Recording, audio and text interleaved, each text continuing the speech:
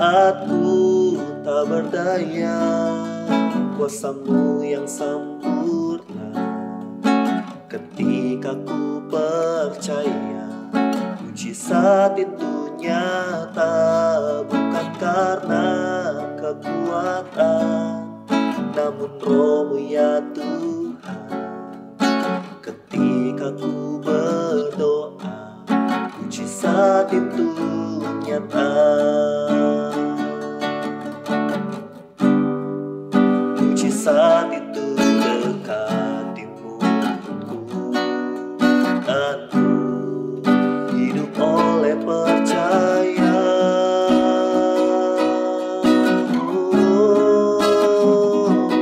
Di saat ku tak berdaya, kuasa-Mu yang sempurna. Ketika ku percaya, mujizat itu nyata, bukan karena kekuatan, namun Roh-Mu ya Tuhan. Ketika ku berdoa, mujizat itu nyata. Haleluya, amin. Bukankah mujizat itu nyata ketika kita percaya dan ketika kita berdoa kepada Tuhan? Oleh sebab itu, pada saat pagi hari ini Bapak Ibu Saudara, kebenaran firman Tuhan saya berikan judul kuasa dalam pujian.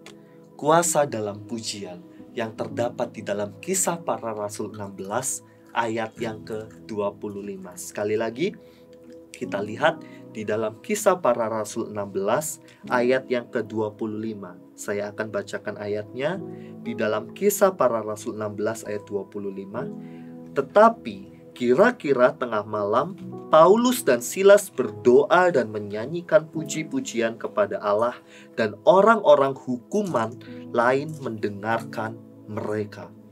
Kalau kita lihat di ayat sebelumnya di dalam Kisah Para Rasul 16 ayat yang ke-13 sampai ke-18, ada suatu peristiwa sebelum Paulus dan Silas akhirnya dimasukkan ke dalam penjara. Ada suatu peristiwa di ayat yang ke-18 ketika Paulus dan Silas membebaskan seorang hamba perempuan dari roh tenung. Sekali lagi di Kisah Para Rasul 16 ayat yang ke-18. Hal itu dilakukannya beberapa hari lamanya. Tetapi ketika Paulus tidak tahan lagi akan gangguan itu, ia berpaling dan berkata kepada roh itu, "Demi nama Yesus Kristus aku menyuruh engkau keluar dari perempuan ini." Seketika itu juga keluarlah roh itu. Paulus dan Silas mengeluarkan, membebaskan roh tenung yang ada di dalam diri seorang hamba perempuan itu. Seorang hamba perempuan itu menjadi bebas, menjadi lepas dari roh tenung yang tadinya ada di dalam dirinya. Dan apa reaksi dari tuan-tuan perempuan itu?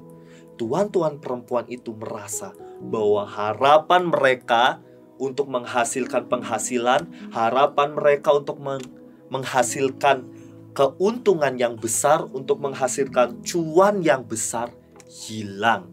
Karena roh tenung yang ada di dalam diri seorang hamba perempuan itu dikeluarkan oleh Rasul Paulus. Lalu apa yang menjadi respon mereka? Respon mereka kita lihat di ayat yang ke-19 bagian B. Mereka menangkap Paulus dan Silas, lalu menyeret mereka ke pasar untuk menghadap penguasa. Mereka menangkap, bukan hanya menangkap, mereka menyeret Paulus dan Silas untuk dimasukkan ke dalam penjara, untuk diadili. Nah, bahkan ketika Paulus dan Silas dimasukkan ke dalam penjara, mereka juga dipasung. Tetapi apakah itu membuat iman mereka menjadi lemah? Apakah itu membuat mereka menjadi takut? Kita akan lihat, kita akan teliti lebih dalam lagi. Kita akan kembali melihat di dalam ayat pokok kita di dalam Kisah Para Rasul 16 ayat 25. Tetapi kira-kira tengah malam, Paulus dan Silas berdoa dan menyanyikan puji-pujian kepada Allah, dan orang-orang hukuman lain mendengarkan mereka. Ketika Paulus dan Silas ada di suatu penjara, kakinya dipasung, tangannya dirantai, itu adalah titik terendah mereka dalam pelayanan mereka.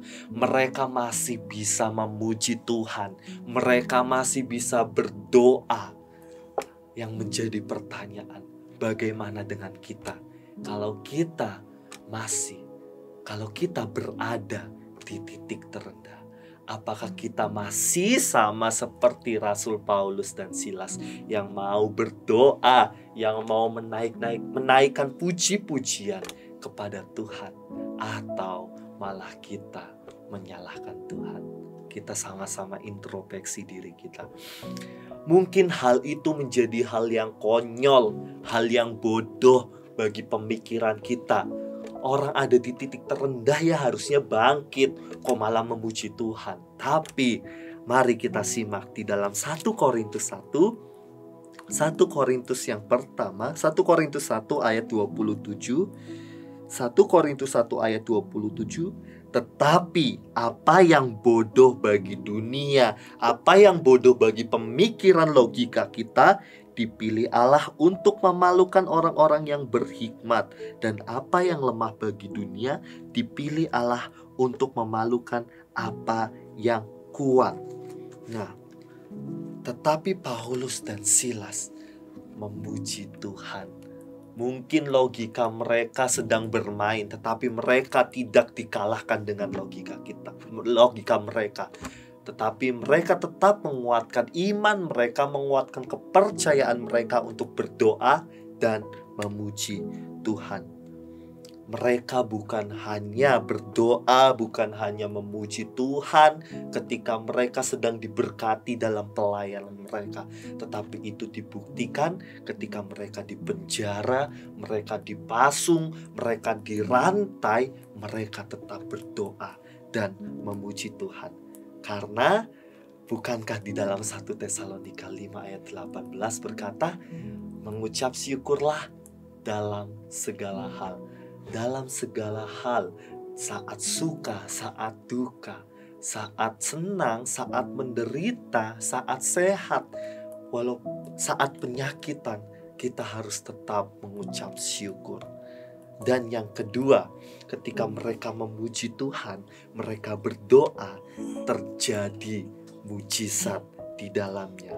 Mujizat Tuhan terjadi di dalam Kisah Para Rasul 16 ayatnya yang ke-26.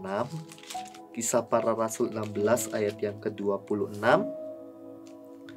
Di sini dikatakan bahwa akan tetapi terjadilah gempa bumi yang hebat, sehingga sendi-sendi penjara itu goyah, dan seketika itu juga terbukalah semua pintu dan terlepaslah belenggu mereka semua. Ketika Paulus dan Silas sungguh-sungguh berdoa dan memuji Tuhan, menaikkan puji-pujian, maka ada kuasa, ada mujizat terjadi buat mereka. Bukankah penyembahan adalah tanda kita berserah total kepada Tuhan? Bukankah penyembahan menyatakan diri kita tidak mampu dan menyerahkan semuanya kepada kuasa Tuhan, sehingga kuasa Tuhan nyata, pertolongan Tuhan nyata, mujizat Tuhan nyata bagi kehidupan Paulus dan Silas dalam pelayanan mereka. Dan tentu juga ini yang menjadi kerinduan setiap kita, anak-anak Tuhan. Bukankah kita lebih dari Paulus dan Silas? Bukankah kita sudah menerima kasih karunia Tuhan itu, Roh Kudus itu, kuasa itu? Dan kita juga mau rindu hidup kita terjadi perubahan, ada mujizat dalam kehidupan kita.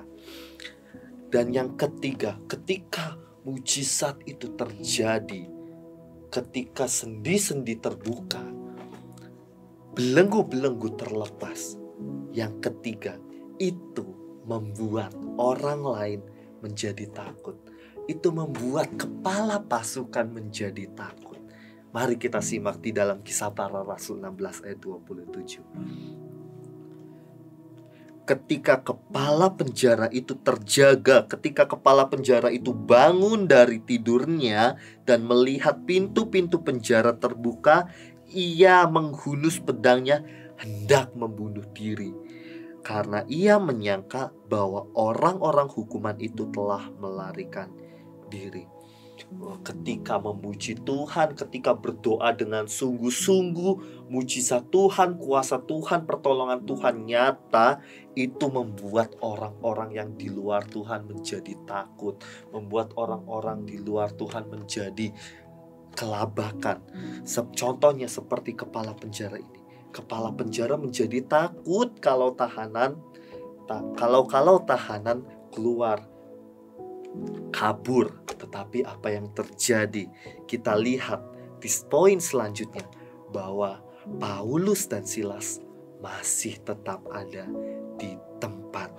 Di ayat yang ke-28, Kisah Para Rasul 16 ayat 28, tetapi Paulus berseru dengan suara nyaring katanya, "Jangan celakakan dirimu, sebab kami semuanya masih ada di sini." Yang menjadi pertanyaan kita, kenapa Rasul Paulus dan Silas tidak langsung lari aja?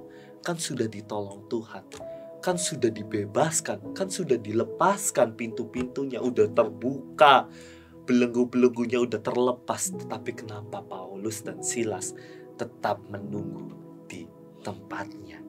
Kenapa Paulus dan Silas tidak kabur, tidak pergi? Mungkin seolah-olah Tuhan sudah menolong mereka nih, pertolongan udah di depan mata untuk keluar. Tetapi mereka tahu visinya Tuhan, mereka tahu hatinya Tuhan yang lebih lagi daripada keluar dari penjara itu, yaitu memenangkan kepala penjara. Bahkan bukan hanya kepala penjara, seisi rumahnya kepala penjara ingin mereka selamatkan. Di dalam ayatnya yang ke-31 dan 32 di dalam Kisah Para Rasul 16 ayat 31 dan 32, jawab mereka, "Percayalah kepada Tuhan Yesus Kristus dan engkau akan selamat, engkau dan seisi rumahmu." Lalu mereka memberitakan firman Tuhan kepadanya dan kepada semua orang yang ada di rumahnya.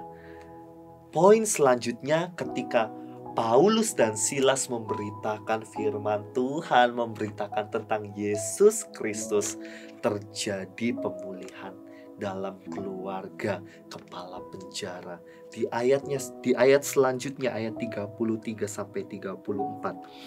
Pada jam itu juga kepala penjara itu membawa mereka dan membasuh bilur mereka. Seketika itu juga ia dan keluarganya memberi diri dibaptis, lalu menghidangkan makanan. Lalu ia membawa mereka ke rumahnya dan menghidangkan makanan kepada mereka. Dan ia sangat bergembira bahwa ia dan seisi rumahnya telah menjadi percaya kepada Tuhan. Ketika pemberitaan firman itu sampai kepada mereka, mereka membuka diri mereka untuk percaya, untuk dibaptis. Ada sukacita, ada damai sejahtera yang meluap-luap yang mereka terima, yaitu anugerah Tuhan Yesus Kristus. Dan poin terakhir, ada pembebasan yang diterima oleh Paulus dan Silas. Kita akan lihat di ayat 35 sampai 39. Setelah hari siang, pembesar-pembesar kota menyuruh pejabat-pejabat kota pergi kepada kepala penjara dengan pesan, "Lepaskanlah kedua orang itu." Kepala penjara meneruskan pesan itu kepada Paulus, katanya, "Pembesar-pembesar kota telah menyuruh melepaskan kamu. Jadi keluarlah kamu sekarang dan pergilah dengan selamat. Tetapi Paulus berkata kepada orang-orang itu, tanpa diadili mereka telah mendera kami, warga negara Roma di muka umum, lalu melemparkan kami ke dalam penjara. Sekarang mereka mau mengeluarkan kami dengan diam-diam? Tidak mungkin demikian. Biarlah mereka datang sendiri dan membawa kami keluar. Pejabat-pejabat itu menyampaikan perkataan itu kepada pembesar-pembesar kota. Ketika mereka mendengar bahwa Paulus dan Silas adalah orang Roma, maka takutlah mereka. Mereka datang minta maaf, lalu membawa kedua rasul itu keluar dan memohon supaya mereka meninggalkan kota itu. Nah, ini baru pembebasan yang sesungguhnya untuk Rasul Paulus dan Silas. Bukan hanya ketika sendi-sendi terbuka, ketika belenggu-belenggu terlepas, tetapi ini ketika sudah ada jiwa yang dimenangkan. Ini baru pembebasan, ini baru waktunya Tuhan untuk mereka benar-benar bebas, untuk mereka benar-benar keluar dari penjara.